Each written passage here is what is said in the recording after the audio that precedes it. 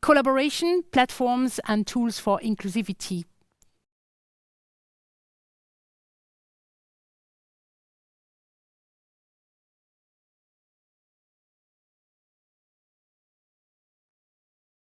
So, and welcome back in the studio. Who writes, produces, and distributes stories, and about whom, and who may watch or can watch?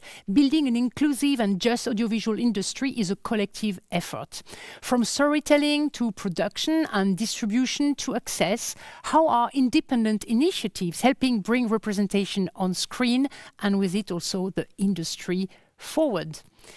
And with me, I have three guests. Very unfortunately, Seneit Debese, the CEO and founder of Greta and Discourse, is not able to join us today. I wish her all the best and get well soon. This is unfortunate because she has a great tool with Greta and Stark. So I encourage every of you who is interested, maybe Melissa in the chat can put the link so that people can get to that. That would be really great. So I welcome here with me Faraz Shariat. I'm sorry, it's the end of the day. Faraz, thank you to be there, the director and from the Jünglinge collective. Roisin Tapponi, the founder of Shasha Movies and Habibi collective.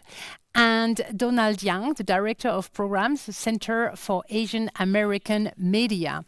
And I will start with you, Faraz Shariat, as a representative of a production. Let's start with production, right?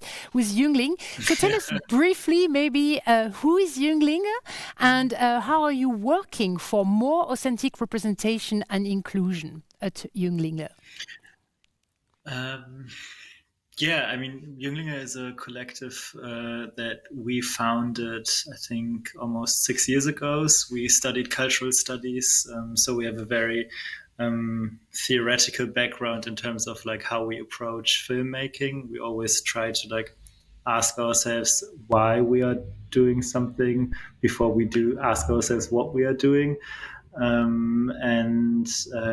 We basically have a collective infrastructure of producing and developing content, which is has in a way to do, I think, with sharing responsibilities, but also trying to make a point in terms of like empowering other people who want to work on their film projects that are somehow coming from anti-racist, queer, and feminist perspectives, because that's the intersections of those, and more, I think diverse identities is what we really try to focus on. I think that's basically, like in a nutshell, what we are currently trying to do here in Germany. And we also, like most of us, like we work as creatives and we also work as a production company. So we have like two roles at the same time. Okay. And how many people are in this collective? It's three at its heart. Raquel Mold, Paulina Lorenz, and me. We work on it every day, and then there are like a lot of collaborators that we work on project by project, or that we just got to know. So it's a very, I think in total we're like 10 to 15 people maybe. Okay. For those of you who do not know the film, there is the Future Drei in Germany, No Hard Feeling in English, which is now in the virtual cinemas, at least moving on. So maybe you can have a look at the trailer after this session, right? We're going to stay on it now. So I turn to Roisin Tapponi. You have also a double role as Habibi Collective and now Shasha Movie.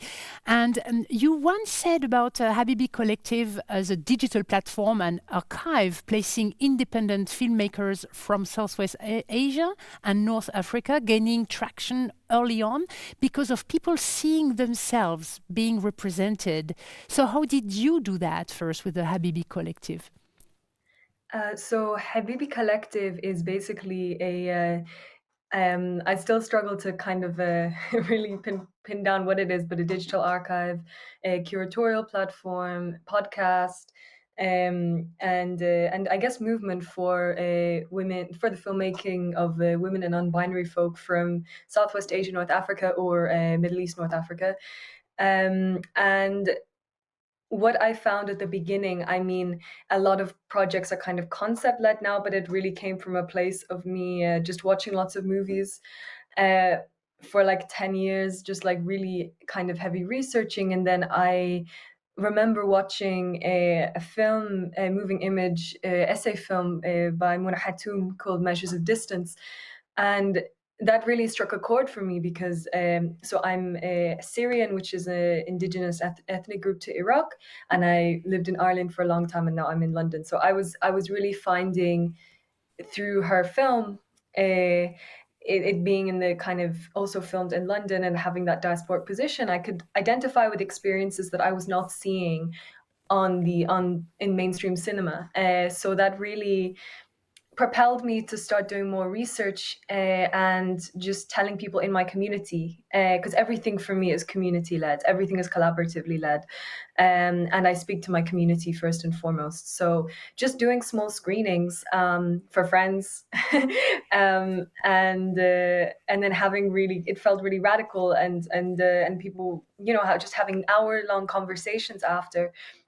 And then I started the Instagram page, and I realized that a lot of people were not necessarily engaging with the page because they were film buffs, but because they were women from the region, and they were seeing themselves represented in these films. And the thing about a lot of films by women and non-binary folk in the region is that they're not actually accessible. Like, they're very hard to watch. So a lot of the way that I accessed them was through stills and long form captions, which is, very suited to Instagram. And then I guess, just it was completely organic. There was no business plan, no marketing, no like paying for ads or anything. I think just lots of women just kind of took to it. And then as I started to do more screenings, it started to grow. And then obviously now there's the streaming platform. You mean So the I think, sorry, the streaming platform? You mean the Shasha movies, right? yeah, Shasha. So Shasha is Arabic for screen, and it's the first independent streaming service for Middle East, North African, or Southwest Asian, North African cinema. Wonderful. So that's, yeah. Yeah, no, that's wonderful. I'm not finished with you. I will come back to you, but now I want to turn to Donald Young. You, as a director of programs at the Center for Asian America Media, which is a non-profit organization dedicated to presenting stories that convey the diversity and richness of Asian American experience to the broadest audience possible. So you have a role as a producer. You have worked both in documentaries and also in independent feature films, including the 5-hour PBS history series Asian Americans. And maybe the first question for you, Donald, would be, how can you, as a producer, tell us how to secure financial and creative autonomy to tell authentic story? How do you see this? What would you recommend? Sure. So briefly, the organization I work for, Center for Asian American Media, we're located in the US in the San Francisco Bay Area, and we were founded in 1980 specifically to provide opportunities for Asian American stories and Asian American producers to tell our stories. So last year we came out with this 5-part historical series, Asian Americans. It took us about 8 years to put it together. We produced it with a PBS station, WIDA, in the US. And it was a real learning experience for us, the opportunity to tell our story and our history as the pandemic was, surging around the world. People of Asian descent have been suffering because of that.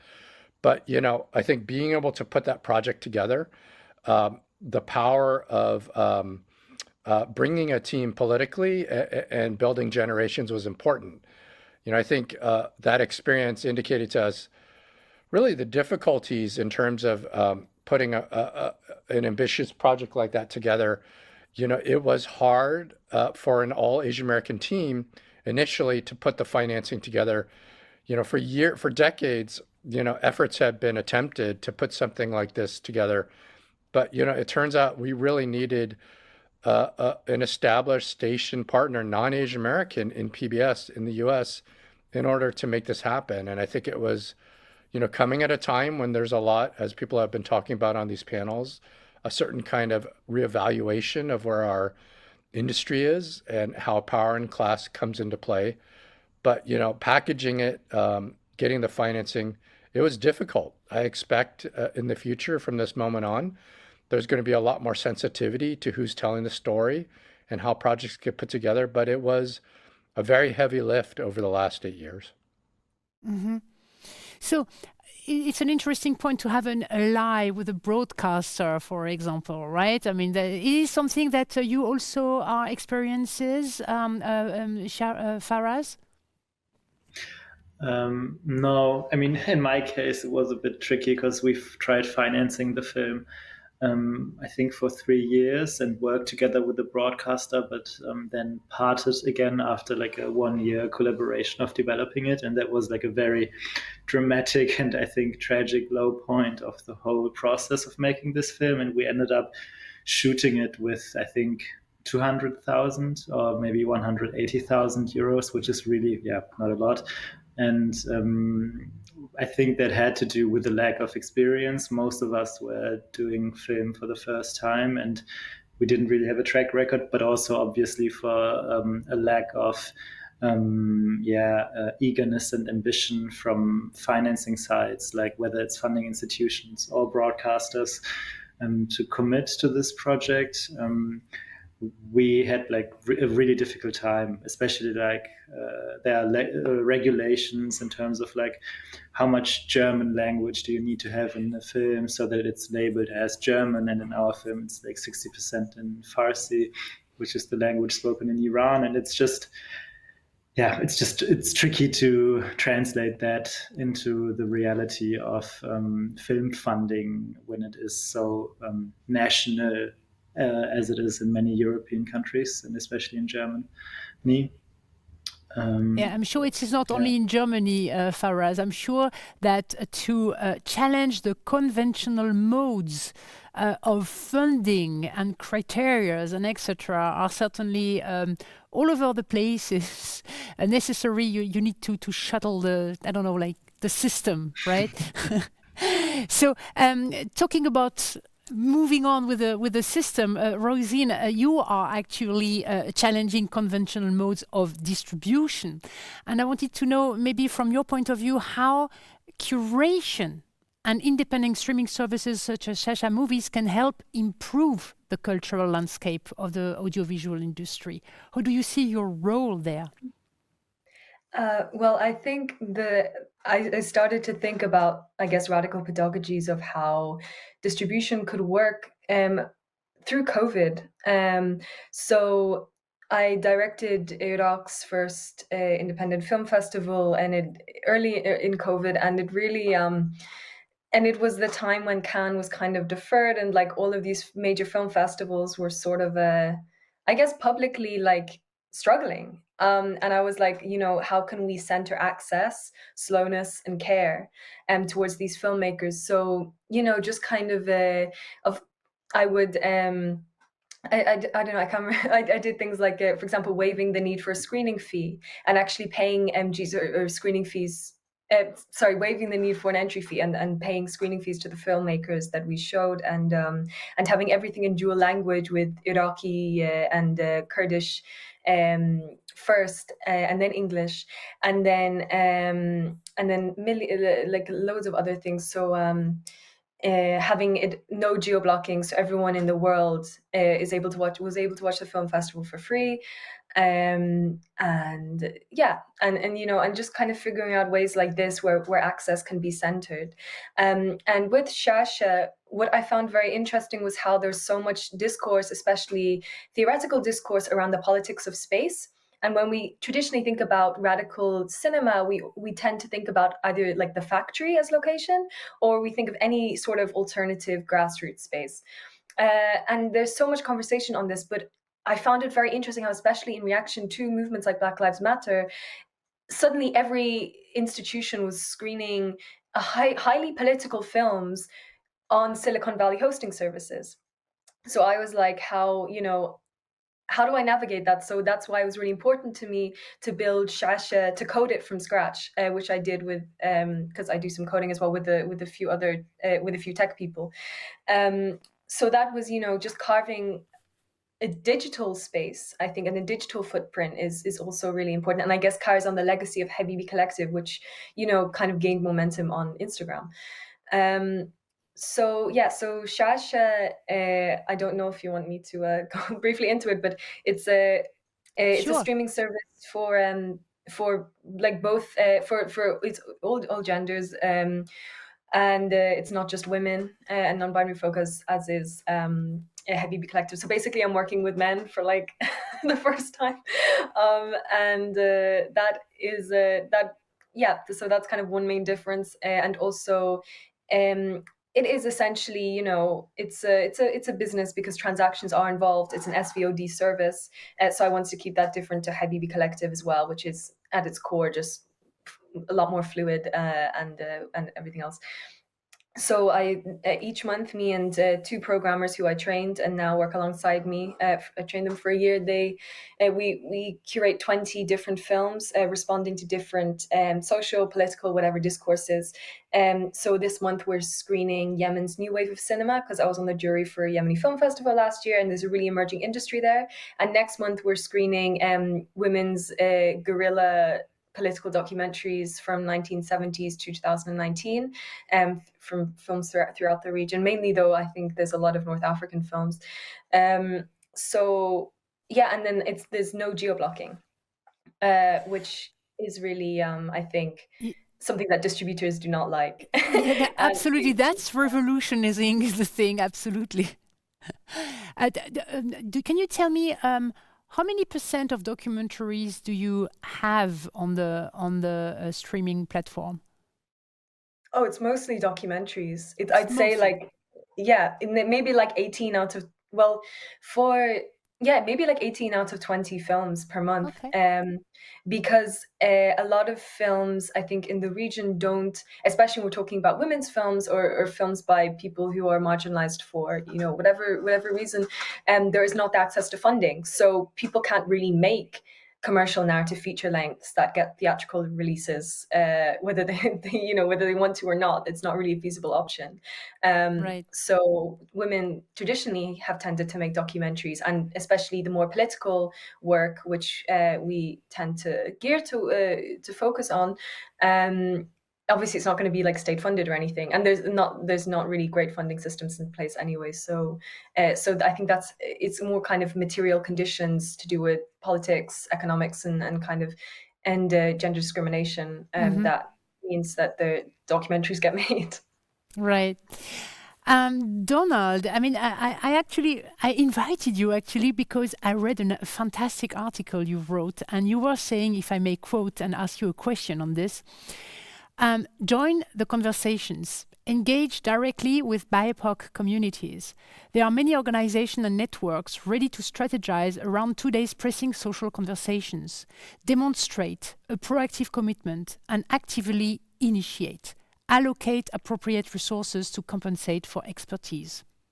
So, Donald, what would you actually recommend to a producer, to a broadcaster or distributor? What is your recommendation there to make a next step into more authentic representation? Sure. Well, that was part of a Ford Foundation provocation that I was asked to write towards the fall of last year. I think as all of we on the panel are talking about this moment, I think on the one hand, folks have been indicating that 2020 was the beginning of a reckoning, but in other ways, for those of us who have been doing this work for decades, perhaps this moment is an opportunity, right? Where new strategies, new codes of ethics, and new ways of working can be constructed in a way that are both more equitable, but turn out with better storytelling, and sort of that the lived experience is one important way in which stories can be told uniquely, right? I think for the work that I do for the organization I'm a part of, CAM, that's what we've always been committed to. I think the last 2 years has been an awful lot of opportunities in terms of prompting a reconsideration of how our field can work. I think for CAM, for the work that I do, it's not just for our filmmaking community, but really, I think pushing our industry to rethink its values, not just for the better of ourselves, but for how we all tell stories, right? And I think it's as important in front of as behind the camera. For us, the work, we're just as excited about the teams that we build, the ways in which we work, as we are about the stories we're trying to tell, right? So I think there's a rich opportunity. We're part of a lot of these, Beyond Inclusion, other entities that I'm proud to be a part of are really trying to push the conversations forward in terms of rethinking how we work. I think, as we always allude to, there are finite resources in the field of documentary, but the last few years has seen a certain kind of unleashing of commercial potential, which perhaps has widened the gaps in terms of what filmmakers have, the opportunities they have access to, and we want to call that out and really make sure that the field is committed as a whole to advancing the interests of more stories being told. Absolutely. So it's interesting because there have been a lot of social movements. Black Lives Matter, you were evoking, Roisin, but also Me Too, and also COVID, and all these waves stronger than we are actually obliging us to rethink the way we work, the way we attribute resources, the way we give access. And I would like to say, I don't know who is we right now, but the way to rethink the system. This is why we have also called this conference Reset and Redistribute and etc., etc. One thing is I hear everywhere, diversity is trending. And I use very consciously this word, trending, right? Platforms, spaces and tools look inclusive, but they do actually strengthen inclusion and allow authentic representation? ? And this is a question for all of you. Maybe starting with you, Faraz. Do you think it is actually strengthening inclusion and allow authentic representation, or is it just allow to existing power structures to operate, something like mainstreaming diversity, so to speak, or even diversity washing? How do you see this as a producer? Yeah, I think it's a really I think it's a really interesting question, and something that I'm still trying to understand. When I first started to I don't know, just release No Hard Feelings, which was my debut feature film as a director, I was experiencing so much positive feedback, whether it's economically or critically, and economically more through the projects that I then got submitted. But it's and I was very much, I think, on this mindset of, wow, there are so many opportunities. There are so many people who are interested in my perspective. But then I somehow, now, a year and a half later, I feel like I'm very cautious when it comes to this whole phrasing it as change. I think this idea of things changing, and it has never been the time like today. Diversity is such an important thing for us all, and we understand the political reality of it and so on. I just feel like it's just a mechanism that keeps myself interacting with a system that is in itself rotten. And it's I think it's a very difficult thing, because I don't think it's possible to operate outside a system that you live in, but I do think it's very important to portion your energy and ask yourself, how much time am I investing into creating a change that is fictional, or that is maybe more catering to people who are serving, who are profiting from a system. And sometimes I ask myself, is it not better to invest my time into creating content that I find is empowering, or to empowering other people. And it's also about, I think, this question of when working artistically or as a producer, deciding which content you push. It's really a question of like, do you go for narratives that simply like address the reality of marginalization, of oppression, of like make space for the violence that partly makes us who we are? Or do you try to find stories that create a space that inspires and carves out the potential, especially when talking about fiction and storytelling, of other ways, like who we can be? I just asking yourself, like just asking myself, like, what would I be, and what would I like, what would I like hate if racism wasn't a thing, for example. It's just a question that opens up so much resource and so much energy for that I want to like work towards, if that makes sense. Totally. I'm following you totally, especially because, I mean, for those of you who are not, I mean, I happen to live in Germany, in Berlin, and Future 3, I mean, No Hard Feelings, has been really like totally hyped as the future of cinema, the new film, the way to consider new ways to consider social questions and etc. So I can totally follow this questioning you have with yourself, like, what is this? What do we do with this? But at any case, you started a movement with this, and there has been a lot of visibility on this. So I turn now to Roisin to ask the same question. Do you see there is nowadays a mainstreaming diversity or diversity washing from your end? How do you experiment this with from your point of view? Yeah, absolutely. Like, definitely, women's films from the region have become trendy in the past. I'd say in the past only like 2-3 years, and that's a huge change because they were not cool before.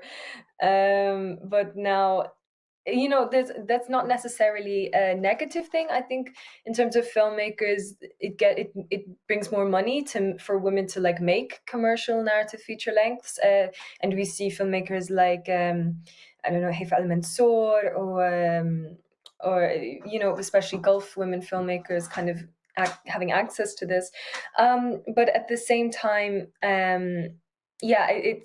I can talk from different positions, but even running the streaming service, obviously then I'm competing with Netflix, and I'm competing with Mubi, and I'm competing with all of these other streaming platforms with a lot more money than I have, because we operate 100% independently.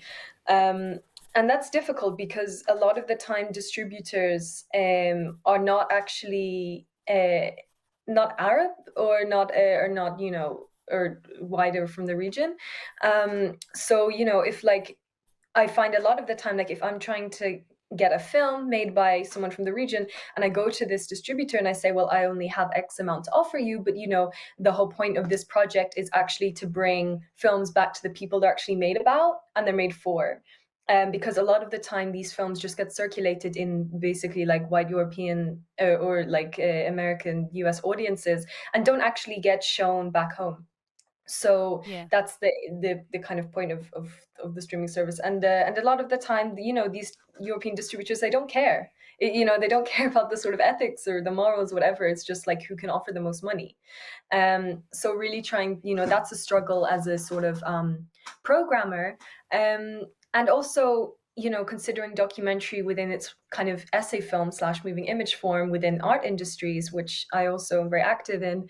I think I realized very early on that my role in these institutions was to fulfill some sort of diversity quota, and to bolster their own diversity inclusion policy, rather than to kind of, it was representational basically. I felt like a lot of the film, my presence there and the presence of these programs was representational politics, and I think it's more systemic, and I think we need to look towards changing structures, because because the problem is systemic, not representational, and these places need us more than we need them, and that was a huge realization for me. No, when I this was is absolutely great. No. I know we're running out of time, but I mean, I'm totally into what you're saying right now. I encourage you to rewatch the talk with Ted Hope we had yesterday. I'm not sure you are in competition with the streamers, because I think there are a couple of niches which are actually not more niches anymore, where you can touch really a passionate audience and go actually beyond and make a good share of the cake, also economically speaking, so to speak. And so rewatch this maybe if you like. I love the fact that you bring for the first time today the word quota. And I'm going back to Donald to ask also this question about mainstreaming diversity or diversity washing to finish this panel. Maybe we should explode the system from within if there is a diversity wish to look for more diversity. But anyway, Donald, please tell us your take on this. This is great, and I wish we could have done this in person. I want to say that, with the other panelists, I'm always really inspired by those pushing forward in young leadership. I think that has been really, one of the takeaways of the last 2 years is there's a sea of change generationally, I believe, culturally, that our field is experiencing now that again is just very exciting. Institutions, companies, I think, may view a lot of this work as trends, and their commitment will always be incremental. I think from the context of the creatives and leaders, we have to figure out how to structurally, so I think from my vantage point, how do you challenge and keep moving institutions forward to not solely be incremental, but the inverse of that is for leaderships, for new leaders and creatives, how can you structure these movements and these efforts and these actions so it doesn't, so our communities can continue to move forward and create work, right? I think there's these infrastructure questions of how you see how many creatives really burden how to innovate and think differently and create on top of, a very classist, resource heavy industry, right? So I think it's these events like these are important, figuring out new models of support for those who are leading the charge. And we have to have, ambitious long-term plans that really, I think, hopefully take on the challenges. So this is structure change as opposed to, perceived trends. Absolutely. Fantastic words to finish this panel on taking on power. I think we have here people working on it. So thank you so much, Faraz, Roisin, Donald, to have been with me. And I would say the conversation said it can never even be completed here on the conference anyway. We have a special chat, reconnect session just after. So maybe you want to go there and also connect further with the community here in Copenhagen, or mentally in Copenhagen at any case. So that is fantastic. Thank you so much. I'm really grateful that you were with me here today, nearly in the studio. And I will see you later in special chat, I hope.